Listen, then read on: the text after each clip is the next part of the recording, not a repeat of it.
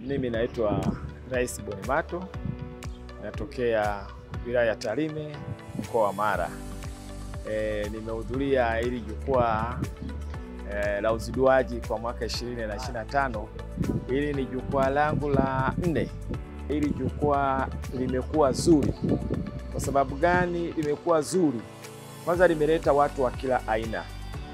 Limeleta watu wa serikalini, limeleta watu wa kwenye mashirika, lakini limeleta watu wanaotoka kwenye jamii moja kwa moja, wanaotoka kwenye sehemu za uchimbaji wa madini. Kwa hiyo na wamejipanga, mada zinazozungumzwa zimetendewa haki.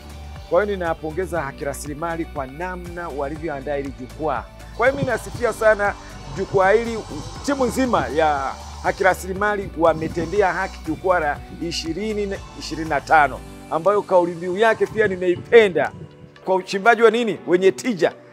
Watu wanataka watu wapate nini wanapochimba, kuonekane tija katika nini, katika maisha yao. Wanapochimba maisha yao yanaboreka. Kwa hiyo mimi nashukuru sana ili jukwaa lilivyoandaliwa na limegusa nyanja zote kwa ujumla.